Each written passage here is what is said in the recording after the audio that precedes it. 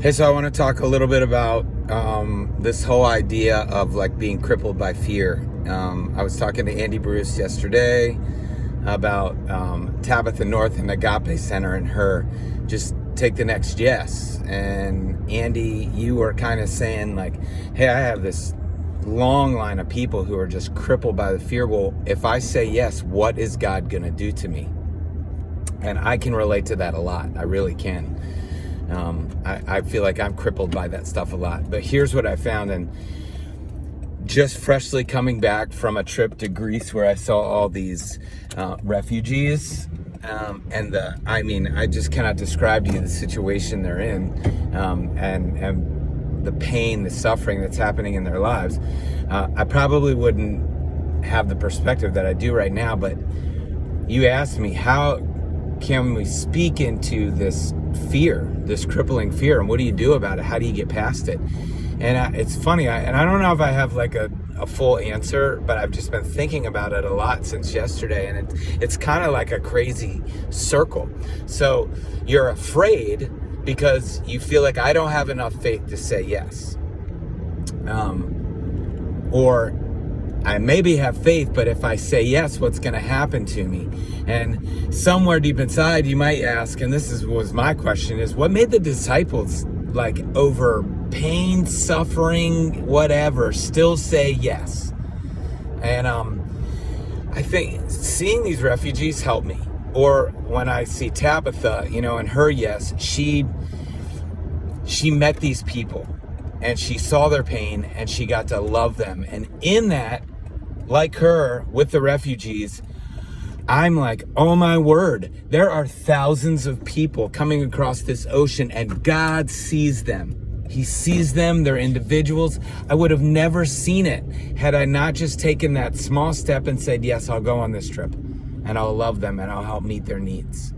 That was my yes. And so I said yes. And now my faith is increased because I'm like, wow, there's a need. People are really open to Jesus and I can go tell them about him and they want to hear about it. But I wouldn't have known had I said yes. I wouldn't have known of the Father's love for these people and in turn, the Father's love for me. So it required a small yes, just going on a trip. And now I see them and now I'm more willing to say yes again. Number one, because I can now see that the God of the universe sees them. And like, he's bigger than I thought he was. In seeing people all over the world, not just in my little world. And here's what Satan does. If he just, pokes at us so that we're afraid and causes doubt. And so we just say no and we stay in our small little bubble and in our little world. And we feel like we're safe there, but actually we're not, because we're just hanging on to this little tiny bit of faith that we have, hoping, oh man, I hope God is who he says he is. I hope Jesus is who he says he is. And that's no kind of life. Without faith, we can't please God, but we also don't get to know him better. With faith is like a huge ingredient in this extinguisher of fear. If you express faith just a little bit, you take a little step and just trust him and go, I don't know what's going to happen, but if I stay, I'll never know God the way that he wants to.